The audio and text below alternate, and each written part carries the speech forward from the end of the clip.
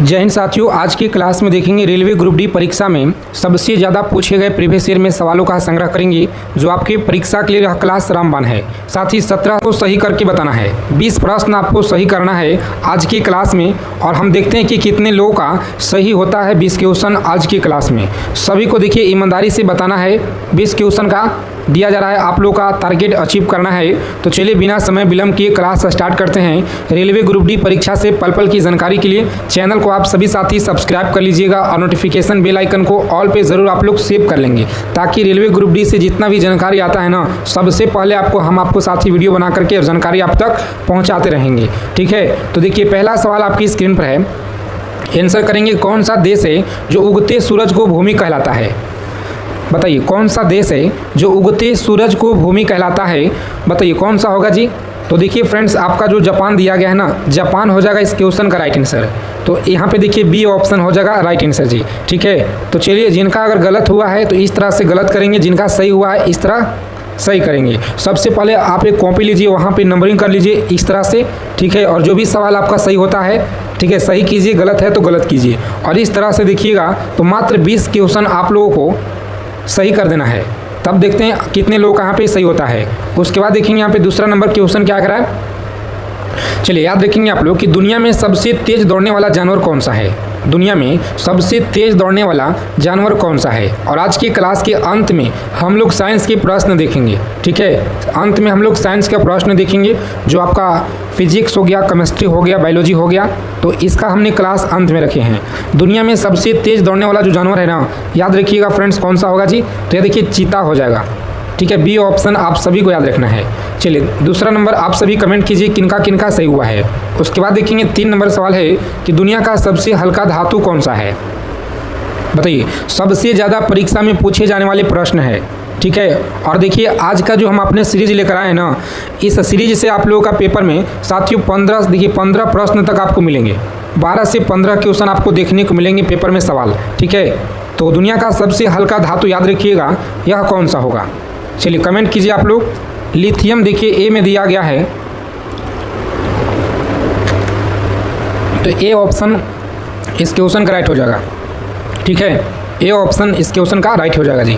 Next question देखिएगा, अगला प्रश्न क्या करा फ्रेंड्स, बताएंगे आप सभी कि टाइटैनिक जहाज कब जो है डूबा था। टाइटैनिक जहाज बताइए कब डूबा था। तो इस क्वेश्चन का देखिए राइट आंसर आप सभी को याद रखना है। 4 नंबर सवाल है और मोस्ट इंपॉर्टेंट याद रखेंगे, सेलेक्टेड चीज़ों को कवर करेंगे हम लोग आज के इस क्लास में। ठीक है, अगर आपको एक सीट पक्का करना है तो आज के पूरा क्लास के जितना क्वेश्चन है ना, निचोड़ आप लोग याद रखिएगा। चलिए जी, याद रखेंगे आप लोग। सही उत्तर आपका 1912 में देखिए दिया गया है। 1912 देखिए कहाँ पे है, तो ए ऑप्शन में फ्रेंड्स आपका उत्तर दिया गया है, ए ऑप्शन याद रखिएगा। नेक्स्ट क्वेश्चन देखिएगा, 5 नंबर सवाल क्या करा है, बताइए पृथ्वी पर सबसे गहरा महासागर कौन सा है। पृथ्वी पर सबसे गहरा महासागर कौन सा है, तो प्रशांत महासागर हो जाएगा। कौन सा, देखिए प्रशांत महासागर आपका बी ऑप्शन में दिया गया है। ठीक है साथियों, और आगे देखेंगे अगला प्रश्न क्या करा है कि दुनिया में सबसे पहले यह कौन सा देश है जो चांद पर पहुंचा था। दुनिया में सबसे पहले कौन सा देश है जो चांद पर पहुंचा था, बताएंगे आप सभी कौन सा होगा। तो देखिए ए ऑप्शन अमेरिका याद रखेंगे आप लोग। अमेरिका फ्रेंड्स आपका राइट आंसर दिया गया है। ए ऑप्शन में देखिए आप लोग का उत्तर दिया गया है जी। उसके बाद देखेंगे अगला प्रश्न है, सभी को याद रखना है। ठीक है, बताइए आप लोग 7 नंबर सवाल है कि कौन सा फल है फलों का राजा कहलाता है। बताइए कौन सा फल है जो फलों का राजा कहलाता है। तो याद रखेंगे आप सभी लोग, देखिए बी में आपका फ्रेंड्स दिया गया है। और नेक्स्ट क्वेश्चन है कि दुनिया में सबसे ज़्यादा बोली जाने वाली भाषा कौन सी है। तो दुनिया में देखिए सबसे ज़्यादा बोली जाने वाली भाषा कौन सी है, तो यह याद रखिएगा आप लोग मंदारिन होगा, जो कि यहाँ पे चीनी आपको याद रखना है। उसके बाद देखिए अगला प्रश्न है कि मानव शरीर का सबसे छोटी हड्डी कौन सा होता है। मानव शरीर का सबसे छोटी हड्डी देखिए आपको याद रखना है, यह कौन सा होता है। चलिए याद रखेंगे आप लोग, ए ऑप्शन में देखिए साथियों दिया गया है इस क्वेश्चन का राइट आंसर, ए ऑप्शन याद रखिएगा। और दुनिया का सबसे तेज ट्रेन किस देश में चलती है। दुनिया का जो सबसे तेज ट्रेन है यह किस देश में चलती है, तो याद रखेंगे आप लोग। सही आंसर आपका दिया गया फ्रेंड्स ऑप्शन नंबर, जितने लोग देखिए यहाँ पर बता रहे ना इस क्वेश्चन का, ए आपको याद रखना है, जापान में चलता है। कौन सा, तो जापान में देखिए देश में चलती है, याद रखेंगे। 11 नंबर प्रश्न देखिए आपकी स्क्रीन पर है कि हरित क्रांति का जनक यह किसे कहा जाता है। हरित क्रांति का जनक याद रखिएगा किसे कहा जाता है। तो फ्रेंड्स देखिए MS स्वामीनाथन को कहा जाता है। बी ऑप्शन, यह सभी को याद रखना है। उसके बाद देखेंगे अगला प्रश्न क्या कराएं, विटामिन डी की कमी से कौन सा रोग होता है। विटामिन डी की कमी से कौन सा रोग होता है। तो साथियों रिकेट्स देखिए आपका होता है। ऑप्शन नंबर बी में देखिए फ्रेंड्स आपका उत्तर दिया गया है, रिकेट्स आपको याद रखना है। चलिए बताएंगे आप सभी साथी, आंसर करेंगे आप लोग। बहुत अच्छा प्रश्न है और एग्जाम में देखिए आपको भर भर के सवाल यहाँ से मिलेंगे, चाहे आपका किसी भी डेट में साथियों एग्जाम होगा। ठीक है, विटामिन डी की कमी से कौन सा रोग होता है। तो याद रखिएगा ऑप्शन नंबर बी में आपका दिया गया रिकेट्स। ठीक है, उसके बाद देखिएगा अगला प्रश्न है कि भारत में पंचायती राज का जो प्रणाली यहाँ पे कब लागू हुआ था। मतलब भारत में पंचायती राज प्रणाली कब लागू हुआ था। तो साथियों सही आंसर आपका बी में है। कौन सा, 1959 में आप सभी को याद रखना है। और यह देखिएगा तो राजस्थान से याद रखेंगे, राजस्थान से नागौर डिस्ट्रिक्ट से शुरू हुआ 1959 में, आप सभी को याद रखना है। और उसके बाद देखिएगा अगला प्रश्न क्या कराएं, क्योंकि यहाँ से प्रश्न देखिए आपके पेपर में लगातार हर बार पूछे गए हैं। सवाल है कि मंगलयान मिशन यह किस ग्रह से संबंधित है, बताइए। बहुत अच्छा प्रश्न है एग्जाम की दृष्टि से, तो याद रखिएगा मंगलयान मिशन यह किस ग्रह से संबंधित है। तो साथियों ऑप्शन नंबर देखिए आपका बी में दिया गया, कौन सा, तो मंगल देखिए आपका राइट आंसर हो जाएगा। उसके बाद देखेंगे अगला प्रश्न क्या कराएं, समझिएगा कि मोहनजोदड़ो यह किस नदी के किनारे बसा हुआ था। मोहनजोदड़ो बताइए किस नदी के किनारे बसा हुआ था। तो सही आंसर देखिए आपका ए में दिया गया है, सिंधु। आप सभी को याद रखना है, सिंधु फ्रेंड्स याद रखिएगा। चलिए देखेंगे अगला प्रश्न है कि गदर पार्टी की जो स्थापना है यह कब हुआ था। गदर पार्टी की स्थापना बताइए कहाँ पर हुआ था और कब हुआ था, यह हमें कमेंट करके बताइएगा आप लोग। और देखते हैं कितने लोगों का 20 क्वेश्चन आज सही होता है। और आगे चलने से पहले देखिए अगला प्रश्न है कि गदर पार्टी की जो स्थापना है यह कहाँ हुआ था। गदर पार्टी की स्थापना याद रखिएगा कहाँ पे हुआ था जी। तो देखिए अमेरिका में हुआ था। कहाँ पे, अमेरिका फ्रेंड्स देखिए आप लोगों का दिया गया है। इस क्वेश्चन का राइट आंसर बी ऑप्शन हो जाएगा। ठीक है, याद रखेंगे।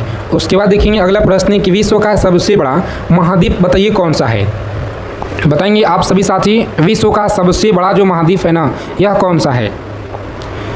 चलिए याद रखेंगे आप लोग। सही उत्तर देखिए आपका दिया गया है ऑप्शन नंबर बी में आपका दिया गया, एशिया देखिए आपका दिया गया साथियों, राइट आंसर। पंचशील समझौता किन देशों के बीच हुआ था, बताइएगा। पंचशील जो समझौता है यह किन देशों के बीच हुआ था। तो याद रखेंगे आप लोग, सही उत्तर आपका दिया गया है ऑप्शन नंबर बी में दिया गया, कौन सा, तो भारत और चीन आपको याद रखना है। भारत और चीन फ्रेंड्स याद रखिएगा आप लोग, सही जवाब है। आगे देखेंगे अगला प्रश्न है कि कौन सा गैस है जो ग्रीन हाउस प्रभाव के लिए जिम्मेदार है।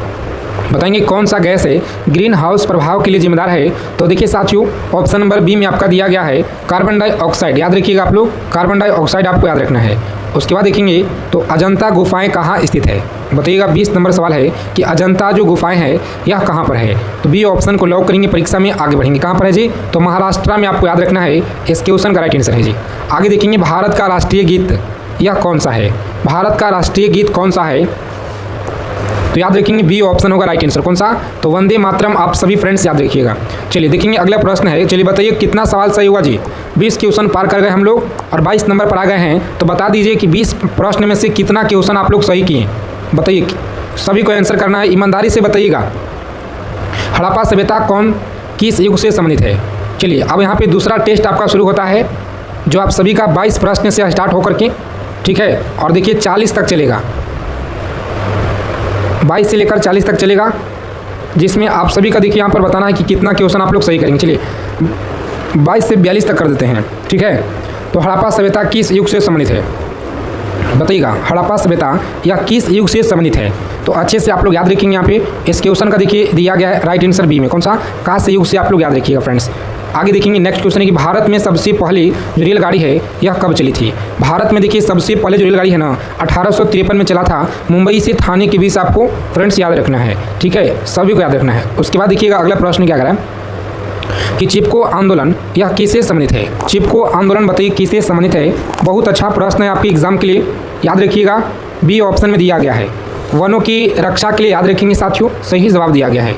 नेक्स्ट क्वेश्चन देखिएगा यहाँ पे नीलकंठ पक्षी का दूसरा नाम क्या है? नीलकंठ पक्षी का दूसरा नाम क्या है? तो याद रखेंगे आप सभी, सही आंसर देखिए आपका दिया गया है ऑप्शन नंबर बी में दिया गया, ठीक है।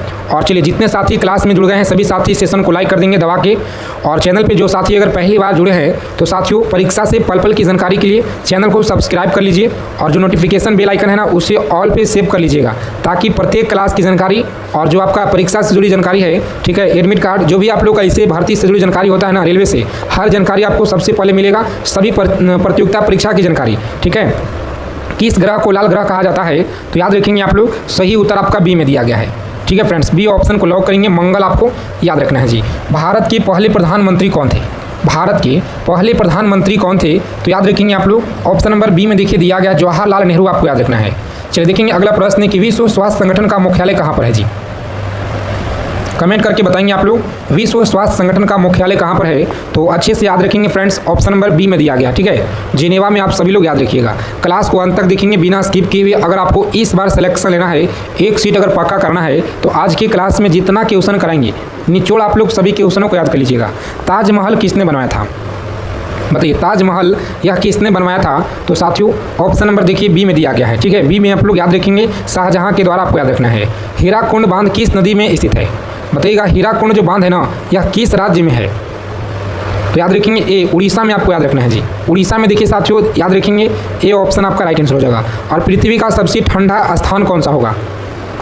बताइए, पृथ्वी का सबसे जो ठंडा स्थान है ना यह कौन सा होगा? तो साथियों लॉक करेंगे परीक्षा में, ए ऑप्शन आगे बढ़ेंगे। कौन सा जी? तो अंटार्कटिका आपको याद रखना है साथियों, इस क्वेश्चन का राइट आंसर है अंटार्कटिका आपको याद रखना है। चलिए, किस धातु को पारा कहा जाता है? बताएंगे आप लोग, किस धातु को पारा कहा जाता है? सही उत्तर क्या होगा? तो ए ऑप्शन देखिए मरकरी को कहा जाता है, यह राइट आंसर हो जाएगा। उसके बाद देखेंगे 33 नंबर सवाल है, बहुत अच्छा है और आपके पेपर में देखिए बहुत बार पूछा गया है साथियों कि सूर्य से पृथ्वी तक पहुँचने में कितना समय लगता है? बताइएगा कि सूर्य से पृथ्वी तक पहुंचने में यह कितना समय लगता है? तो सभी को याद रखना है, ऑप्शन नंबर ए में देखिए आपका दिया गया राइट आंसर, ठीक है, 8 मिनट 20 सेकेंड आप याद रखना है जी। और देखिए भारतीय अंतरिक्ष अनुसंधान संगठन इसरो का मुख्यालय यह कहाँ पर है? चलिए कमेंट करेंगे आप लोग, इसरो का मुख्यालय कहाँ पर है? तो सही उत्तर आपका बी में दिया गया, कौन सा? बेंगलोर आपको देखिए साथियों इसरो का मुख्यालय, इस क्वेश्चन का राइट आंसर देखिए आपका बी में दिया गया है, ठीक है। उसके बाद देखिएगा अगला सवाल क्या कराएं, सभी को यहाँ पे याद रखना है, सेशन को अंत तक देखिएगा आप सभी साथी। अगर आपको इस बार सिलेक्शन लेना है तो आज की क्लास में जितना सवाल हम कराएंगे पूरा क्वेश्चन आप लोग एकदम याद कर लीजिएगा अच्छे से, ठीक है साथियों। और आप लोग का देखिए भारत छोड़ो आंदोलन कब हुआ था? तो देखिए भारत छोड़ो आंदोलन कब हुआ था? तो याद रखेंगे यहाँ पे सही उत्तर आपका बी में दिया गया, कौन सा? 1942 में साथियों याद रखेंगे। अगला सवाल क्या कराए समझिएगा आप लोग, कोहिनूर हीरा वर्तमान में कहाँ है जी? कोहिनूर हीरा वर्तमान में कहाँ पर है? तो याद रखेंगे साथियों, इस क्वेश्चन का राइट आंसर देखिएगा तो ऑप्शन नंबर बी में दिया गया, कौन सा? ब्रिटेन में आपको याद रखना है साथियों, राइट आंसर है जी। गुरु नानक का जन्म कहाँ हुआ था? बताइएगा, गुरु नानक का जो जन्म है ना यह कहाँ पे हुआ था? तो बी ऑप्शन को लॉक करेंगे, तलवंडी में आपको याद रखना है। चलिए, भारत में कुल कितने उच्च न्यायालय है? भारत में बताइएगा कुल कितने उच्च न्यायालय है? तो सही आंसर देखिए आपका ऑप्शन नंबर बी में दिया गया, कौन सा? बी ऑप्शन लॉक करेंगे, 25 आपको याद रखना है, कौन सा? 25 देखिए आपका उत्तर दिया गया है। चलिए बताएंगे अगला सवाल है कि ऑस्ट्रेलिया की राजधानी क्या है? बताएंगे आप सभी, बहुत अच्छा प्रश्न है और देखिए इसी क्लास से आपके पेपर में भर भर के प्रश्न मिलेंगे, तो आप सभी साथी चीज़ों को याद रखिएगा। ऑस्ट्रेलिया की जो राजधानी है यह क्या है? याद रखेंगे जी, सही उत्तर आपका देखिए बी में दिया है, कौन सा है? बी ऑप्शन इस क्वेश्चन का राइट आंसर हो जाएगा। चलिए सेशन को लाइक कर देंगे दबा के आप लोग, जितने लोग क्लास में जुड़ चुके हैं, और आप सभी साथी चैनल को सब्सक्राइब जरूर कर लीजिएगा, ठीक है, ताकि रेलवे से जुड़ी हर एक जानकारी आपको मिल पाए। काजीरंगा राष्ट्रीय उद्यान किसके लिए प्रसिद्ध है? काजीरंगा राष्ट्रीय जो उद्यान है ना यह किसके लिए प्रसिद्ध है? बताइए फ्रेंड्स, सही उत्तर आपका देखिए बी में दिया गया, कौन सा? तो एक सींग वाले गेंडा याद रखिएगा। उसके बाद देखेंगे विश्व पर्यावरण दिवस यह कब मनाया जाता है? तो विश्व पर्यावरण दिवस आपको याद रखना है, यह मनाया जाता है ऑप्शन नंबर बी में देखिए दिया गया, कौन सा? 5 जून को देखिए साथियों याद रखेंगे जी, 5 जून को मनाया जाता है। और ICIC का पूरा नाम क्या है? देखिए 42 नंबर जो सवाल है ना इसका आंसर आप लोग याद रखिएगा, सही उत्तर देखिए आपका दिया गया है ऑप्शन नंबर ए में दिया गया है, ठीक है, तो ए ऑप्शन याद रखेंगे। चलिए जी आगे देखेंगे साथियों, अगला प्रश्न क्या कराएं समझेंगे। एवरेस्ट पर्वत पर सबसे पहले कौन पहुंचा था? एवरेस्ट पर्वत पर सबसे पहले देखिए कौन पहुंचा था? तो ए ऑप्शन को लॉक करेंगे और आगे बढ़ेंगे। तेंजिंग नॉर्वे और एडमंड हिलेरी आपको याद रखना है। उसके बाद देखिए भारत का सबसे लंबी नदी पुल कौन सा है? बताइए 44 नंबर सवाल है कि भारत का सबसे लंबी नदी पुल यह कौन सा होगा जी। तो याद रखेंगे साथियों, सही आंसर आपका दिया गया है ऑप्शन बी में। कौन सा? तो भूपेन हजारी सेतु आपको याद रखना है, बी ऑप्शन याद रखिएगा। आगे देखेंगे अगला सवाल है कि ओलंपिक खेल कितने वर्ष के पश्चात होता है। ओलंपिक जो खेल है यह कितने वर्षों के अंतराल पर होता है बताइएगा। सही उत्तर देखिए आपका बी में है। कौन सा? तो बी देखिएगा, तो 4 वर्ष आपको याद रखना है। ठीक है, 4 वर्ष आप लोग याद रखेंगे। शेर शाह सूरी का असली नाम क्या है? शेर शाह सूरी का जो असली नाम है ना, याद रखिएगा आप लोग, बी में फ्रेंड्स दिया गया है। ठीक है, फरीद खान। और शेर शाह का मकबरा कहाँ पर है जी? चलिए याद रखिएगा, सासाराम है, जो कि बिहार में पड़ता है। कहाँ पर? तो बिहार में पड़ता है सासाराम, याद रखिएगा। उसके बाद देखेंगे अगला प्रश्न है कि भारत का सबसे छोटा राज्य यह कौन सा होगा। भारत का देखिए सबसे जो छोटा राज्य है ना, यह कौन सा होगा। तो साथियों लॉक करेंगे परीक्षा में ए ऑप्शन, और आगे बढ़ेंगे गोवा हो जाएगा राइट आंसर जी। उसके बाद देखिएगा तो पृथ्वी दिवस कब मनाया जाता है। पृथ्वी दिवस देखिए आप लोग ए को लॉक करेंगे, 22 मार्च को यह मनाया जाता है। आगे देखिए नील नदी किस महासागर में गिरती है। याद रखिएगा नील नदी यह किस महासागर में गिरती है। तो बी ऑप्शन में देखिए दिया गया है। कौन सा? अटलांटिक महासागर में, याद रखिएगा। और भारत का संविधान किस तिथि को लागू हुआ, इस क्वेश्चन का आंसर आपको कमेंट करके बता देना है। और हम देखते हैं कितने लोगों का सही जवाब आता है। भारत की स्वास्थ्य सेवा प्रणाली में उत्कृष्ट योगदान के लिए असाधारण नर्सिंग पेशेवरों को किस पुरस्कार से सम्मानित किया जाता है, जो कि हाल ही में मई 2025 में सम्मानित भी किया गया। तो देखो करेक्ट आंसर हो जाएगा राष्ट्रीय फ्लोरेंस नाइटिंगेल पुरस्कार से, option number C correct answer है। नेक्स्ट क्वेश्चन है, मई 2025 में एनडीए की 148वीं पासिंग आउट परेड के दौरान कौन सी ऐतिहासिक घटना है जो पहली बार घटित हुई। देखिए इस क्वेश्चन का correct answer option number B होगा कि पहली बार महिला कैडेटों की भारतीय सशस्त्र बलों में नियुक्ति की गई। इसमें याद रखना करेक्ट आंसर हो जाएगा ऑप्शन नंबर बी। ये नेशनल डिफेंस एकेडमी की बात की जा रही है, याद रखना मई 2025 में नेशनल डिफेंस एकेडमी की 148वीं पासिंग आउट परेड के दौरान कौन सी ऐतिहासिक घटना पहली बार घटित हुई थी। तो इसमें पहली बार महिला कैडेटों की भारतीय सशस्त्र बलों में नियुक्ति की गई थी, याद रखना। ये बहुत इंपॉर्टेंट क्वेश्चन है। अगला क्वेश्चन है, एशियाई एथलेटिक्स चैंपियनशिप 2025 में भारत के लिए 2 स्वर्ण पदक किसने जीते। Very very important question. देखिए करेक्ट आंसर हो जाएगा गुलवीर सिंह जी ने। गुलवीर सिंह करेक्ट आंसर होगा, जो जिनका संबंध 10,000 के स्टीपल चेज रन से है। ठीक है, ऑप्शन नंबर बी इस क्वेश्चन का करेक्ट आंसर हो जाएगा। अगला क्वेश्चन है, कौन सा भारतीय राज्य राष्ट्रीय रूप से निर्धारित 95% यानी 95% पूर्ण साक्षरता के मानदंड को पार करने वाला दूसरा राज्य बन गया है। तो साथियों नव साक्षरता कार्यक्रम जो है ना उल्लास, इसके अंतर्गत दूसरा पूर्ण साक्षर राज्य कौन सा बना है। तो गोवा। पहला कौन सा है साथियों, तो याद रखना मिजोरम। दूसरा हो गया गोवा, तीसरा हो गया आपका त्रिपुरा, चौथा हो गया साथियों हिमाचल प्रदेश, और पांचवा हो गया लद्दाख। ये आपको जुबानी याद रहना चाहिए क्योंकि डायरेक्ट रेलवे क्वेश्चन पूछ रहा है इससे। चलिए आगे देखिए, क्वेश्चन था 29 मई 2025 को गुमी दक्षिण कोरिया में आयोजित 26वीं एशियाई एथलेटिक्स चैंपियनशिप में अविनाश सावले ने किस स्पर्धा में स्वर्ण पदक जीता। देखिए करेक्ट आंसर हो जाएगा 3000 मीटर के स्टीपल चेज में, option number C correct answer है। वेरी वेरी इंपॉर्टेंट क्वेश्चन है, याद रखना। आगे देखिए नेक्स्ट क्वेश्चन है, 29 और 30 मई 2025 को राष्ट्रपति भवन में आयोजित 2 दिवसीय साहित्यिक सम्मेलन का आयोजन किन 2 संस्थाओं ने किया। तो 29 और 30 मई 2025 को राष्ट्रपति भवन में आयोजित 2 दिवसीय साहित्यिक सम्मेलन का आयोजन किन 2 संस्थाओं ने किया था। करेक्ट आएगा संस्कृति मंत्रालय और साहित्य अकादमी मंत्रालय, है ना। संस्कृति मंत्रालय और साहित्य अकादमी ने, ऑप्शन नंबर बी यहां आपका करेक्ट आंसर हो जाएगा। इसी तरह साइंस के भी अभी क्वेश्चन जो आएंगे ना वो बहुत ही इंपॉर्टेंट क्वेश्चन होंगे। बिल्कुल वही टॉपिक, बिल्कुल एनसीईआरटी ओरिएंटेड 9th 10th का, जो कि जिस टाइप से क्वेश्चन आपको रेलवे पूछ रहा है ना वही क्वेश्चन आपको करवाएंगे। ध्यान से पूरा क्लास देखना है और साथियों वीडियो को लाइक जरूर कर देना यार, आपके लिए इतनी मेहनत कर रहे हैं।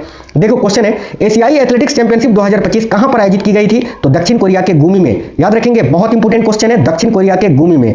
नेक्स्ट क्वेश्चन है, किस मंत्रालय ने औद्योगिक उत्पादन डेटा जारी किया है। तो इनमें से कौन सा मंत्रालय है जिसने औद्योगिक उत्पादन डेटा को जारी किया है। करेक्ट आएगा सांख्यिकी और कार्यक्रम कार्यान्वयन मंत्रालय ने, यानी करेक्ट आंसर हो जाएगा ऑप्शन नंबर सी। क्लास बिल्कुल फास्ट करवाएंगे, एग्जाम टाइम है ना, आपका टाइम वेस्ट नहीं करना है। डायरेक्ट क्वेश्चन आंसर, और वो क्वेश्चन जो डायरेक्ट पेपर में फंसेगा। देखिए भारत में खरीफ की फसलें आमतौर पर कब बोई जाती है। भारत में जो खरीफ की फसलें होती हैं ये आमतौर पर कब बोई जाती है। तो जून जुलाई में बोई जाती है, option number C correct answer होगा। नेक्स्ट बहुत इंपॉर्टेंट क्वेश्चन है, एशियाई एथलेटिक्स चैंपियनशिप 2025 में पुरुषों के 10 मीटर दौड़ में स्वर्ण पदक अभी किसने जीता। अभी बताए थे ना, गुलवीर सिंह ने 2 गोल्ड मेडल जीता है, याद रखना एशियाई एथलेटिक्स चैंपियनशिप में। ठीक है, आगे देखते हैं अगला क्वेश्चन है साथियों, निम्नलिखित में से किसे लोक संगीत में उनके योगदान के लिए 2025 में मरणोपरांत पद्म विभूषण मिला था। तो करेक्ट आंसर हो जाएगा शारदा सिन्हा को। बिहार की शारदा सिन्हा है ना, याद रखना, जो खास तौर पर छठ पूजा के गाना गाने के लिए जानी जाती थी, है ना। चलिए नेक्स्ट क्वेश्चन है, सीबीडीटी की 27 मई 2025 की घोषणा के अनुसार आयकर रिटर्न यानी आईटीआर दाखिल करने की नई अंतिम तिथि क्या निर्धारित की गई थी। तो देखो यहाँ करेक्ट आंसर हो जाएगा 15 सितंबर 2025, ऑप्शन नंबर सी। नेक्स्ट प्रतिवर्ष दुनिया भर में विश्व तंबाकू निषेध दिवस किस तारीख को मनाया जाता है। तो प्रतिवर्ष दुनिया भर में विश्व तंबाकू निषेध दिवस जो है ना साथियों 31 मई को मनाया जाता है, option number C correct answer हो जाएगा। प्रतिवर्ष 30 मई को भारत के किस राज्य का स्थापना दिवस मनाया जाता है। याद रखिए 30 मई को जो है ना गोवा राज्य का स्थापना दिवस मनाया जाता है। एफएससी केवल कराता हूं। ठीक है, तो ध्यान से देखिएगा, प्रतिवर्ष 30 मई को भारत के किस राज्य का स्थापना दिवस मनाया गया? तो गोवा का option number B correct answer है। प्रतिवर्ष दुनिया भर में अंतर्राष्ट्रीय संग्रहालय दिवस किस तारीख को मनाया जाता है? तो प्रतिवर्ष दुनिया भर में अंतर्राष्ट्रीय संग्रहालय दिवस, इंटरनेशनल म्यूजियम डे, ये कब मनाया जाता है साथियों? तो देखो करेक्ट आंसर यहां आपका हो जाएगा 18 मई को। 18 मई करेक्ट आएगा, ऑप्शन नंबर बी। दक्षिण पश्चिम मानसून 2025 केरल में कब पहुंचा था? तो अभी दक्षिण पश्चिम मानसून देखिए, जिससे भारत में सबसे अधिक वर्षा होती है, ये सबसे पहले जो है ना भारत के केरल राज्य में पहुंचता है, और इस वर्ष जो है ना कब पहुंचा था? तो याद रखना 24 मई को ही। ऑप्शन नंबर बी करेक्ट आएगा, 24 मई। मई 2025 में सुप्रीम कोर्ट द्वारा जारी कैडर समीक्षा आदेश में कौन से बल शामिल है? तो मई 2025 में सुप्रीम कोर्ट के द्वारा जारी कैडर समीक्षा आदेश में कौन से बल शामिल है? करेक्ट आएगा आईटीबीपी, बीएसएफ, सीआरपीएफ, सीआईएसएफ और एसएसबी। याद रखना, मोस्ट इंपोर्टेंट क्वेश्चन है। नेक्स्ट है, आरबीआई ने वित्त वर्ष 2024-25 के लिए केंद्र सरकार को कितना अधिशेष हस्तांतरित करने की मंजूरी दी है? करेक्ट आंसर हो जाएगा 2.68 लाख करोड़ रुपए, 2.68 लाख करोड़। याद रखना, काफी इंपोर्टेंट क्वेश्चन है, आरबीआई से क्वेश्चन तो बन ही रहे हैं। मई 2025 में हुए एक समझौते में ब्रिटेन ने मॉरिशस को कौन से द्वीप लौटाए थे? करेक्ट आएगा चागोस द्वीप। याद रखेंगे, ऑप्शन नंबर सी चागोस द्वीप। राष्ट्र की सेवा में असाधारण साहस और बलिदान के लिए रक्षा कर्मियों को दिए जाने वाले वीरता पुरस्कारों में कौन सा एक है? तो राष्ट्र की सेवा में असाधारण साहस और बलिदान के लिए रक्षा कर्मियों को दिया जाने वाला जो वीरता पुरस्कार है, उनमें से एक आपका कृति चक्र है साथियों। ऑप्शन नंबर भी करेक्ट आएगा, कृति चक्र। मई 2025 में rising north east investor summit 2025 कहां पर आयोजित किया जा रहा है? तो देखिए, मई 2025 में rising north east investor summit 2025 जो है ना, ये कहां पर आयोजित किया गया? अभी तो याद रखेंगे, नई दिल्ली में। क्वेश्चन फिर से पढ़िए, मई 2025 में rising north east investor summit 2025 कहां आयोजित की गई? नई दिल्ली में। वेरी वेरी इंपॉर्टेंट क्वेश्चन है। अगला क्वेश्चन है, राष्ट्रीय साक्षरता कार्यक्रम का नाम क्या है जिसने मिजोरम को पूर्ण साक्षरता हासिल करने में मदद की थी? अभी बताए थे ना, उल्लास नव भारत साक्षरता कार्यक्रम। याद रखना। मई 2025 में अमेरिकी राष्ट्रपति द्वारा घोषित गोल्डन डोम शील्ड का प्राथमिक उद्देश्य क्या है? भाई, मई 2025 में अमेरिकी राष्ट्रपति द्वारा घोषित गोल्डन डोम शील्ड का प्राथमिक उद्देश्य क्या है? देखिए, ऑप्शन नंबर बी, लंबी दूरी की मिसाइल खतरों का पता लगाना और उन्हें रोकना। नेक्स्ट क्वेश्चन है, 2025 में गुजरात की 16वीं शेर जनगणना में कितने एशियाई शेर दर्ज किए गए? तो याद रखिएगा 891 एशियाई शेर। ठीक है, आगे देखिए, पीएम ई ड्राइव योजना के तहत कितने सार्वजनिक ईवी चार्जिंग स्टेशन स्थापित करने की योजना है? काफी इंपोर्टेंट क्वेश्चन है, करेक्ट आएगा 72,000। ठीक है, 72,000 सार्वजनिक ईवी चार्जिंग स्टेशन स्थापित की जाएगी पीएम ई ड्राइव योजना के तहत। अगला क्वेश्चन है, 20 मई 2025 को पीएम मोदी द्वारा संबोधित 78वीं विश्व स्वास्थ्य सभा का विषय क्या था? तो भाई, 20 मई 2025 को पीएम मोदी द्वारा संबोधित 78वीं विश्व स्वास्थ्य सभा का विषय क्या था? देखिए, यहां करेक्ट आएगा स्वास्थ्य के लिए एक विश्व। Option number D correct answer होगा साथियों, स्वास्थ्य के लिए एक विश्व। 8 मुख्य उद्योगों के सूचकांकों में कौन सा मुख्य उद्योग सबसे अधिक व्यक्तिगत भार रखता है? याद रखना, पेट्रोलियम रिफाइनरी उत्पाद, जो कि 8 मुख्य उत्पादों का ये केवल अकेला 28.04% व्यक्तिगत भार रखता है। याद रखना, पेट्रोलियम रिफाइनरी उत्पाद। नेक्स्ट क्वेश्चन है, भारतीय नौसेना ने मई 2025 में एक प्राचीन सिले हुए जहाज को शामिल किया है। 5वीं शताब्दी के जहाज का यह पुनर्निर्माण निम्नलिखित में से किससे प्रेरित था? तो याद रखना, अजंता की गुफाओं की एक पेंटिंग से। ऑप्शन नंबर बी करेक्ट है। कौन सा देश अपने पारंपरिक चाय समारोह चानुयू के लिए जाना जाता है? बताइए, इनमें से कौन सा देश है जिसमें चानुयू नामक एक पारंपरिक चाय समारोह आयोजित किया जाता है? याद रखना, Japan. Option number C correct होगा साथियों, जापान। मई 2025 में खेलो इंडिया बीच गेम्स यानी KIBG Khelo India beach games का पहला संस्करण कहां पर आयोजित किया गया था? याद रखिएगा, घोखला बीच, द्वीप में, द्वीप के घोघला बीच में। यानी करेक्ट है ऑप्शन नंबर सी। दक्षिण एशियाई फुटबॉल महासंघ यानी सैफ अंडर 19 फुटबॉल चैंपियनशिप 2025 किसने जीती है? देखिए, याद रखना, भारत ने जीती है। Option number C. Next question है, मई 2025 में 59 सांसदों वाले 7 समूहों को 32 देशों में भेजने का मुख्य उद्देश्य क्या है? तो मई 2025 में 59 सांसदों वाले 7 समूहों को 32 देशों में भेजा गया था। इसका मुख्य उद्देश्य क्या था साथियों? ऑपरेशन सिंदूर के तहत आतंकवाद के खिलाफ एकजुट रुख को पेश करना। याद रखना। नेक्स्ट बहुत इंपॉर्टेंट क्वेश्चन है कि 2025 दोहा डायमंड लीग में नीरज चोपड़ा ने क्या उपलब्धि हासिल की थी? याद रखना, करेक्ट आएगा, पहली बार 90 मीटर का आंकड़ा पार किया था नीरज चोपड़ा ने, जो है ना साथियों, 90.23 मीटर का थ्रो किया था भाला फेंक में। याद रखना, इसके बावजूद भी ये दूसरे ही स्थान पर रहे थे। नेक्स्ट क्वेश्चन देखिए, मई 2025 में रोमानिया के बुखारेस्ट में आयोजित सुपर बेट शतरंज क्लासिक 2025 किसने जीता? काफी इंपोर्टेंट क्वेश्चन है भाई, याद रखिएगा, आर प्रज्ञानंद ने। देखो, मई 2025 में रोमानिया के बुखारेस्ट में आयोजित सुपर बेट शतरंज क्लासिक 2025 किसने जीता है? तो आर प्रज्ञानंद ने। बहुत इंपॉर्टेंट क्वेश्चन है, खेलो इंडिया यूथ गेम्स 2025 में कौन सा राज्य ओवरऑल चैंपियन बनकर उभरा? याद रखिए, महाराष्ट्र ने कुल 158 पदक जीते थे, है ना, जिसमें से 58 स्वर्ण पदक थे, 47 आपके रजत पदक थे और बाकी के कांस्य पदक थे।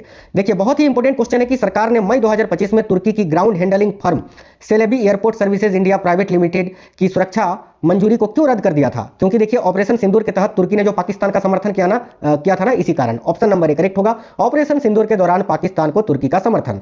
नेक्स्ट है, समुद्री प्रदूषण को दूर करने और कचरे से हरित हाइड्रोजन विकसित करने के लिए मई 2025 में नई भारत यूरोपीय संघ अनुसंधान पहल किस मंच के तहत शुरू की गई थी? तो साथियों याद रखना, करेक्ट आएगा भारत यूरोपीय संघ व्यापार और प्रौद्योगिकी परिषद के तहत। याद रखिएगा, ऑप्शन नंबर सी इस क्वेश्चन का करेक्ट आंसर हो जाएगा। नेक्स्ट है, मई 2025 में यूक्रेन और रूस के बीच आगामी शांति वार्ता के लिए प्रस्तावित स्थान कहां था? यानी मई 2025 में यूक्रेन और रूस के बीच आगामी शांति वार्ता जो है ना, ये कहां पर आयोजित किया गया था? तो इस्तांबुल में। याद रखिए, ऑप्शन नंबर भी करेक्ट होगा, इस्तांबुल। 14 मई 2025 को पाकिस्तान रेंजर्स द्वारा बीएसएफ जवान पूर्णम कुमार सौ को भारतीय अधिकारियों को कहां सौंपा गया था?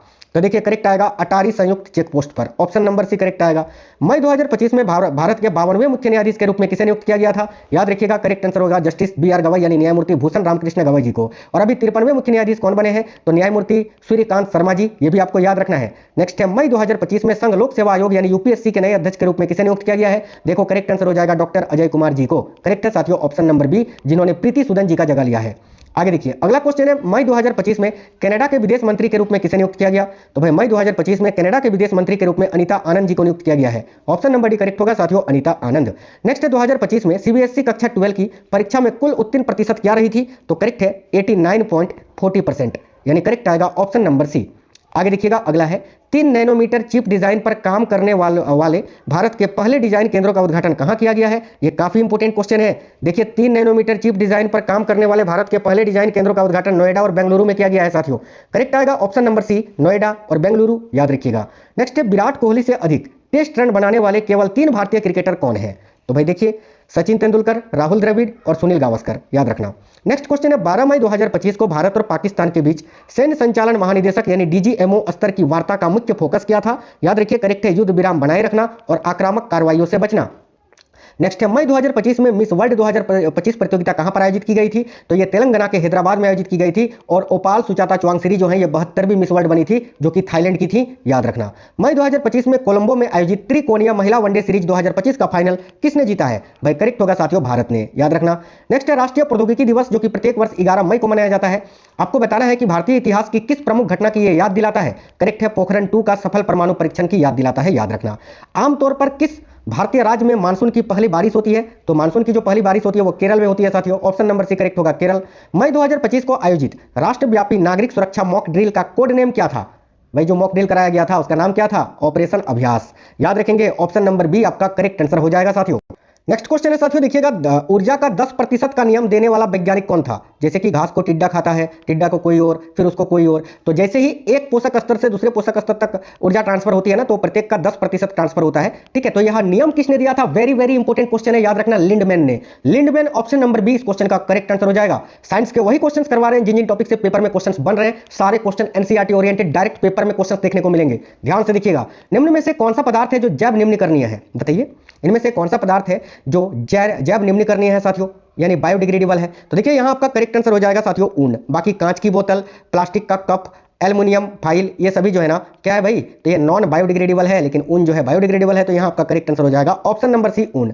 निम्न प्रकार के उष्मा इंजनों में से कार्बोरेटर का प्रयोग किसमें किया जाता है? बताइए, किस प्रकार के इंजन में कार्बोरेटर का प्रयोग करते हैं? बहुत ही इंपॉर्टेंट क्वेश्चन है ये, ध्यान से देखिए। करेक्ट आंसर हो जाएगा पेट्रोल इंजन में। पेट्रोल इंजन करेक्ट आएगा, ऑप्शन नंबर बी। नेक्स्ट है, सौर ऊर्जा को विद्युत ऊर्जा में किसके द्वारा परिवर्तित किया जाता है? बिल्कुल फिजिक्स, केमिस्ट्री और बायोलॉजी तीनों के क्वेश्चंस हैं, ध्यान से देखिएगा। सौर ऊर्जा को विद्युत ऊर्जा में किसके द्वारा परिवर्तित किया जाता है? तो साथियों करेक्ट आंसर हो जाएगा वोल्टिक सेल के द्वारा। ऑप्शन नंबर भी करेक्ट है, वोल्टिक सेल, जो कि सौर ऊर्जा को विद्युत ऊर्जा में परिवर्तित कर देता है। बहुत ही इंपॉर्टेंट क्वेश्चन है कि कार की हेडलाइट में उपयोग किया जाने वाला दर्पण कौन सा होता है? साइड मिरर के रूप में नहीं पूछा है, हेडलाइट में पूछा है, कंफ्यूज मत होना। और हेडलाइट में अवतल दर्पण का प्रयोग होता है। अगर साइड मिरर के रूप में पूछता तो फिर उत्तल दर्पण हो जाता, ध्यान रखना, भूलना मत। अगला क्वेश्चन है, वह दूरी जिस पर पृथ्वी की औसत त्रिज्या 1 आर्क सेकंड का कोण अंतरित करती है क्या कहलाती है? वेरी वेरी इंपॉर्टेंट क्वेश्चन भाई। वह दूरी जिस पर पृथ्वी की औसत त्रिज्या 1 आर्क सेकंड का कोण अंतरित करती है क्या कहलाती है साथियों? याद रखिएगा, 1 पारसेक कहलाती है। ऑप्शन नंबर 1 करेक्ट होगा, 1 पारसेक। देखिए क्वेश्चन है, जब बस अचानक से चलती है तो यात्री को पीछे की ओर धक्का लगना, ये किस नियम का उदाहरण है भाई? ये जड़त्व का नियम है, न्यूटन का पहला गति नियम, न्यूटन का पहला नियम। ऑप्शन नंबर 1 करेक्ट होगा। नेक्स्ट है, बल की प्रकृति का पता हमें किस नियम से चलता है? याद रखिए, न्यूटन के द्वितीय गति नियम से। ऑप्शन नंबर भी करेक्ट होगा। न्यूटन ने गति के नियम कब दिए थे? बहुत ही इंपॉर्टेंट क्वेश्चन है। देखिए न्यूटन ने गति के जो नियम दिए थे ना, ये 1687 में दिए थे साथियों, ये याद रखना, वेरी वेरी इंपॉर्टेंट है। ठीक है, कब? 1887 में। और इंपॉर्टेंट पॉइंट ये याद रखना कि न्यूटन ने गति के नियम 1687 में अपनी प्रसिद्ध पुस्तक फिलोसॉफी देखो नेचुरलिस प्रिंसिपिया मैथमेटिका में दिया था, है ना, प्रिंसिपिया, आप ये नाम याद रखना। चलिए आगे देखिए, बॉल बियरिंग में कौन सा घर्षण बल काम करता है? बताइए, ये सभी घर्षण बल के उदाहरण है, सीमांत घर्षण, सर्पी घर्षण, लोटनिक घर्षण, स्थितिक घर्षण। तो भाई बॉल बियरिंग में कौन सा घर्षण बल काम करता है? तो याद रखना लोटनिक घर्षण। Option number C correct answer हो जाएगा, लोटनिक घर्षण। निम्न में से किसे माध्यम की आवश्यकता होती है? बताइए, माध्यम की आवश्यकता किसे होती है भाई? तो माध्यम की आवश्यकता ध्वनि को होती है। ध्वनि को होती है ना, ध्वनि अनुदैर्घ्य तरंग होती है, इसको इस ध्वनिक तरंगे निर्वात को पार नहीं कर सकती है, इसको माध्यम की आवश्यकता पड़ती है। ऑप्शन नंबर डी करेक्ट होगा, ध्वनि तरंगे। नेक्स्ट है, जब माध्यम के कण के कंपन की दिशा तरंग के गति की दिशा के अनुदिश हो तो वह क्या कहलाता है? Very very important question. जब माध्यम के कण के कंपन की दिशा तरंग के गति की दिशा के अनुदिश हो तो उसको हम अनुदैर्घ्य तरंग बोलते हैं। ऑप्शन नंबर ए करेक्ट होगा, अनुदैर्घ्य। और ध्वनि तरंगों को अनुदैर्घ्य कहा जाता है। देखिए, माध्यम का कण 1 सेकंड में जितनी बार कंपन करता है वह क्या कहलाता है? तो साथियों, माध्यम का कण 1 सेकंड में जितनी बार कंपन करता है इसी को तो फ्रीक्वेंसी बोलते हैं ना, आवृत्ति। ऑप्शन नंबर सी करेक्ट होगा, आवृत्ति। देखिए, कोई कण एक कंपन को पूरा करने में जो समय लेता है उसे क्या कहा जाता है? Very very important. तो कोई कण एक कंपन को पूरा करने में जो समय लेता है ना, उसे आवर्तकाल कहा जाता है साथियों, याद रखना, आवर्तकाल। नेक्स्ट है, ध्वनि का तारत्व यानी पिच किस पर निर्भर करता है? देखिए, ध्वनि का जो तारत्व होता है ना, पिच, ये उसकी फ्रीक्वेंसी यानी आवृत्ति पर निर्भर करता है। Option number B correct answer हो जाएगा। बहुत ही इंपॉर्टेंट क्वेश्चन है कि एम द्रव्यमान का एक पिंड जो आर वृत्त की त्रिज्या में घूम रहा है, ठीक है, एम द्रव्यमान का एक पिंड है जो कि आर वृत्त की, देखो आर वृत्त की जो है ना त्रिज्या में घूम रहा है, तो निम्न में से कौन अभिकेंद्री बल का सही सूत्र होगा? तो अभिकेंद्री बल का सही सूत्र होता है mv²/r। याद रखना, बहुत ही इंपॉर्टेंट क्वेश्चन है, mv²/r। ऑप्शन नंबर डी इस क्वेश्चन का करेक्ट आंसर हो जाएगा। बहुत ही इंपॉर्टेंट क्वेश्चन है, 10 kg द्रव्यमान की एक वस्तु है जो 4 मीटर प्रति सेकंड के साथ त्वरित होती है, तो उस पर लगने वाला बल कितना होगा? बल का सूत्र आप जानते हैं, F = m × a होता है, m × a। ठीक है, आपको बल ही निकालना है, तो m द्रव्यमान का मान 10 kg दिया हुआ है, और यहां पर जो है ना साथियों, देखिए त्वरण का मान आपको 4 मीटर प्रति सेकंड दिया हुआ है, तो इसका आंसर आपका कितना हो जाएगा साथियों? तो इसका आंसर जो है ना आपका 40 न्यूटन है ना, 40 न्यूटन निकल के आ जाएगा। ऑप्शन नंबर सी, क्योंकि बल की इकाई जो है ना वो न्यूटन होती है, याद रखना। नेक्स्ट क्वेश्चन था एक कि 400 न्यूटन का एक बल 50 kg द्रव्यमान की एक वस्तु पर लगा है, तो उसमें उत्पन्न होने वाला त्वरण क्या होगा? वही सूत्र लगाइए, F = m × a। यहाँ आपको त्वरण निकालना है, तो a = हो जाएगा F/, देखो हाँ क्या निकालना है यार, उसमें त्वरण ही निकालना है ना, हाँ F/a हो जाएगा। तो यहाँ पर फोर्स बल का मान कितना दिया हुआ है? 400 न्यूटन है, और यहाँ पर जो है ना देखो माफ करना यार, F/m होगा ना, हाँ F/m हो जाएगा, यानी द्रव्यमान, और द्रव्यमान का मान 50 kg दिया हुआ है। इसको जब आप सॉल्व करोगे ना तो 8 × 5 = 40 यानी 8 मीटर प्रति सेकंड आपका त्वरण का मान निकल के आ जाएगा। ऑप्शन नंबर ए करेक्ट है। बिल्कुल इसी टाइप से आपको न्यूमेरिकल पूछ रहे हैं, बन जाएंगे आसानी से, और वही मैं आपको करवा भी रहा हूँ। ध्यान से देखो, उत्तल लेंस किस प्रकार का प्रतिबिंब नहीं बनाता है? बताइए, जो उत्तल लेंस होता है वो भाई किस प्रकार का प्रतिबिंब नहीं बनाता है? तो उत्तल लेंस कभी भी आभासी और छोटा प्रतिबिंब नहीं बनाता है, यही आपका गलत है। ऑप्शन नंबर सी इस क्वेश्चन का करेक्ट आंसर हो जाएगा। बाकी वास्तविक और छोटा, वास्तविक और बड़ा सिर्फ आभासी बना सकता है, लेकिन आभासी और छोटा नहीं। ऑप्शन नंबर सी इस क्वेश्चन का करेक्ट होगा। स्नेल का नियम किससे संबंधित है? बताइएगा साथियों, स्नेल का जो नियम है ना, याद रखना, स्नेल का नियम प्रकाश के अपवर्तन से संबंधित है, तो ऑप्शन नंबर बी इस क्वेश्चन का करेक्ट आंसर होगा। आगे देखिए साथियों, नेक्स्ट क्वेश्चन है, उत्तल लेंस में जब किसी वस्तु को 2f1 पर, ठीक है, तो वस्तु को 2f1 पर रखा जाता है तो प्रतिबिंब कहां बनता है? तो भाई याद रखना, दर्पण के पीछे वाले 2f2 पर बनता है, यानी option number D correct answer हो जाएगा, 2f2 पर। याद रखना, बहुत ही इंपॉर्टेंट क्वेश्चन है, याद रखना, क्वेश्चन डायरेक्ट पूछे जाएंगे। एक क्वेश्चन है, वस्तु के आकार का ही प्रतिबिंब किस में बनता है? कौन सा दर्पण है भाई जिसमें वस्तु जितने आकार का है उतने ही आकार का उसका प्रतिबिंब भी बनेगा? याद रखिएगा साथियों, समतल दर्पण में। ऑप्शन नंबर ए करेक्ट आएगा, समतल दर्पण। नेक्स्ट क्वेश्चन है, किसी वस्तु पर आरोपित बल और बल की दिशा में वस्तु के विस्थापन के गुणनफल को क्या कहते हैं? वेरी वेरी इंपॉर्टेंट क्वेश्चन है, ये ध्यान से देखिएगा। क्वेश्चन में पूछा गया है साथियों कि किसी वस्तु पर आरोपित बल, ठीक है, और बल की दिशा में, बल के ही दिशा में, ठीक है, बल के ही दिशा में जो है ना आपका विस्थापन भी हो रहा है, तो इसके गुणनफल को हम कार्य बोलते हैं ना। वर्क बराबर क्या होता है? F × d × cos θ, यही होता है ना कार्य का सूत्र। तो बोल रहा है कि बल, ठीक, यानी F, और विस्थापन यानी d जो आरोपित होता है बिल्कुल सीधी दिशा में, एक ही दिशा में, तो इसको हम क्या बोलेंगे? तो इसको कार्य बोलेंगे ना, इससे कार्य निकल के आएगा, work. Option number A correct होगा साथियों, कार्य। देखिए, कार्य की गति को कौन मापता है? कार्य की गति को कौन मापता है? किससे माप सकते हैं? पावर, शक्ति से माप सकते हैं ना। Option number D correct answer हो जाएगा। क्वेश्चन है, किसी वस्तु पर 1 न्यूटन बल लगाने पर यदि वस्तु का विस्थापन, मान लेते हैं ये कोई वस्तु है, ठीक है, इस पर आप 1 न्यूटन का बल लगा रहे हैं, ठीक है, और वस्तु 1 मीटर तक जो है ना विस्थापित हो रही है, वस्तु जो है ना यहाँ पर मानते हैं 1 मीटर तक ये विस्थापित हो रही है, तो बल द्वारा क्या गया कार्य क्या होगा? लगाइए सूत्र, क्या होता है? वर्क बराबर एफ इंटू डी होता है इंटू कॉस थीटा है ना, तो सीधी रेखा में तो कॉस थीटा का मान तो आपका साथियों 1 हो जाएगा, एफ इंटू डी, एफ का मान दिया हुआ 1 और डी का मान 1, तो 1 इंटू 1 आंसर आएगा, यानी 1 जूल इस क्वेश्चन का करेक्ट आंसर हो जाएगा, क्योंकि कार्य की इकाई जूल होती है। आगे देखिए क्वेश्चन था साथियों, ध्यान से देखिएगा, क्वेश्चन जो है ना बेकिंग सोडा का रासायनिक सूत्र आपसे पूछा जा रहा है। इसमें क्या होता है भाई, सोडियम हाइड्रोजन कार्बोनेट यानी NaHCO3। अगर आपसे धावन सोडा का रासायनिक सूत्र पूछे ना तो होता है सोडियम कार्बोनेट विथ 10H2O, याद रखना ये धावन सोडा का रासायनिक सूत्र है। आगे देखिए अगला क्वेश्चन है, सोडियम हाइड्रोक्साइड किसका रासायनिक नाम है? सोडियम हाइड्रोक्साइड यानी NaOH, जिसको हम कास्टिक सोडा बोलते हैं। ऑप्शन नंबर डी करेक्ट हो जाएगा साथियों, कास्टिक सोडा। निम्न में से किसके मिश्रण से अम्लराज बनता है? भाई अम्लराज, जिसको एक्वारेजिया आप बोलते हैं, जो सोने को भी घोल सकता है, बताइए किसको बोलते हैं, किसके मिश्रण को? तो याद रखना साथियों, यहां पर क्या हो जाएगा, नाइट्रिक एसिड और HCl है ना, नाइट्रिक एसिड और ये HCl का मिश्रण होता है साथियों। बहुत ही इंपॉर्टेंट क्वेश्चन है, जिसमें अगर आपको रेशियो पूछ ले कभी भी ना, तो नाइट्रिक एसिड 1 अनुपात में होता है और हाइड्रोक्लोरिक अम्ल जो है ना 3 रेशियो में होता है। ये याद रखना, बहुत ही इंपॉर्टेंट क्वेश्चन है। Option number C. साथियों वीडियो को लाइक करिए साथियों, आपके लिए दिन रात मेहनत करते हैं, एनालिसिस करते हैं, देखते हैं रेलवे कहां से क्वेश्चन पूछ रहा है, किस टॉपिक से आगे आपसे कौन सा क्वेश्चन पूछ सकता है। इसमें टाइम लगता है, दिन रात करते हैं आपके लिए, तो आप एक लाइक करते हैं ना, उससे हमें मोटिवेशन मिलता है, तो प्लीज लाइक करा करो आप लोग। ध्यान से देखिए क्वेश्चन है, अम्लराज में नाइट्रिक अम्ल एवं हाइड्रोक्लोरिक अम्ल का अनुपात। यार क्वेश्चन आ भी गया, मैं भूल गया था कि ये क्वेश्चन मैंने ऐड किया था। अभी मैंने बताया ना 1:3, ऑप्शन नंबर 1 करेक्ट आंसर है, याद रखना। चूने का पानी का रासायनिक सूत्र क्या होता है? चूने का पानी का रासायनिक सूत्र कैल्शियम हाइड्रोक्साइड होता है, ठीक है, calcium hydroxide. Option number D इस क्वेश्चन का करेक्ट आंसर हो जाएगा। हाइड्रोजन तत्व की सबसे बाहरी कक्षा में इलेक्ट्रॉन कितना होता है? तो हाइड्रोजन देखिए, हाइड्रोजन तत्व का परमाणु संख्या यानी प्रोटॉन की संख्या 1 होती है, उसकी बाहरी कक्षा में 1 ही इलेक्ट्रॉन रहता है, तो ऑप्शन नंबर 1 करेक्ट होगा 1। आगे देखिए नेक्स्ट क्वेश्चन है साथियों, अच्छा आप किसी भी कक्षा में कितने इलेक्ट्रॉन है, ठीक है, इसका पता आप कैसे लगाते हैं? इस सूत्र से ना, 2n² से। तो यहां पर n जो है ना, ये वाला n, ये इसका अर्थ क्या है? तो साथियों इसका अर्थ है कक्षा की संख्या या ऊर्जा का स्तर, जो आप बोल लो, यानी ऑप्शन नंबर डी, ए और बी दोनों ही करेक्ट आंसर है। आगे देखिए परमाणु के अंदर सबसे कम द्रव्यमान वाला कण कौन सा है, बताइए भाई। परमाणु के अंदर सबसे कम द्रव्यमान वाला जो कण होता है वो कौन सा होता है? Electron. Option number B correct होगा साथियों, इलेक्ट्रॉन। याद रखना, नाभिक की खोज रदरफोर्ड द्वारा किस प्रयोग से की गई थी? अल्फा कण के प्रकीर्णन से। अल्फा कण, ऑप्शन नंबर सी करेक्ट आएगा, अल्फा कण प्रकीर्णन की सहायता से नाभिक की खोज रदरफोर्ड ने की थी भाई। आगे देखो नेक्स्ट है, निम्न में से कौन सी धातु का गलनांक कुछ होता है? बताइए इनमें से कौन सी धातु है जिसका गलनांक कुछ होगा? लोहा का। सिंपल सी बात है, ऑप्शन नंबर बी करेक्ट होगा, लोहा का। निम्न में से कौन सी धातु की तन्यता सबसे अधिक होती है? तन्यता, बताइए तन्यता किसको बोलते हैं? किसी भी धातु को साथियों पीट कर पतला करना, मतलब कि धातु को जो है ना तार के रूप में ढलना, अब मतलब कि पतला में भी सबसे अधिक पतला करना या तार की स्थिति में लाना, उसी को तन्यता बोलते हैं। और सबसे अधिक तन्यता होती है सोना की।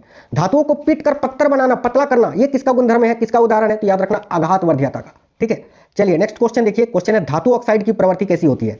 तो भाई धातु ऑक्साइड जो होती है ना, उसकी प्रकृति कैसी होती है बताइएगा? बिल्कुल क्षारीय होती है, याद रखना, ऑप्शन नंबर 1 करेक्ट है साथियों। बोरेक्स या सुहागा कौन सी धातु का यौगिक है?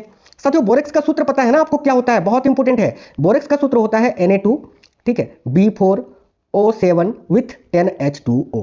तो भाई आप देख पा रहे हैं कि इसमें किसका यौगिक है, ये कौन सी धातु है इसमें? तो देखो ना, सोडियम धातु है ना, तो भाई सोडियम करेक्ट आंसर करो ना इसका, ऑप्शन नंबर बी। आगे बढ़ते हैं, देखिए नेक्स्ट क्वेश्चन है, वह यौगिक जिसे क्विक लाइम भी कहा जाता है। क्विक लाइम आप किसको बोलते हैं? कैल्शियम ऑक्साइड को बोलते हैं, तो option number D correct answer हो जाएगा, कैल्शियम ऑक्साइड। चलिए बड़ा ही इंपॉर्टेंट क्वेश्चन है कि कार्बन में संयोजी उत्तकों की संख्या कितनी होती है? तो भाई 4 होती है ना साथियों, ऑप्शन नंबर भी करेक्ट आएगा साथियों, 4। अगला क्वेश्चन है, मानव मस्तिष्क में स्मरण क्षमता पाई जाती है कहां पर? तो देखिए मानव मस्तिष्क में जो स्मरण क्षमता पाई जाती है वो सेरिब्रम में पाई जाती है, याद रखना, ठीक है। ऑप्शन नंबर 1 करेक्ट आंसर हो जाएगा। चलिए सेरिब्रम ऑप्शन नंबर 1 करेक्ट होगा। अगला क्वेश्चन है साथियों, ध्यान से देखिएगा, क्वेश्चन है कि हृदय के बाएं भाग में कौन सा रक्त होता है? शुद्ध रक्त, अशुद्ध रक्त, मिश्रित या रक्त रहित? शुद्ध रक्त होता है, pure blood. Option number 1 correct होगा, शुद्ध रक्त। याद रखना, बिना एंजाइम वाला पाचक रस कौन सा है? आंत रस, इसमें एंजाइम होता है, अमाशय रस में भी होता है, लाल रस में, पित्त रस में कोई एंजाइम नहीं होता है। ऑप्शन नंबर डी करेक्ट होगा, बाइल जूस। आगे देखिए, रक्त में कौन सी कोशिकाएं बिल्कुल भी नहीं पाई जाती हैं?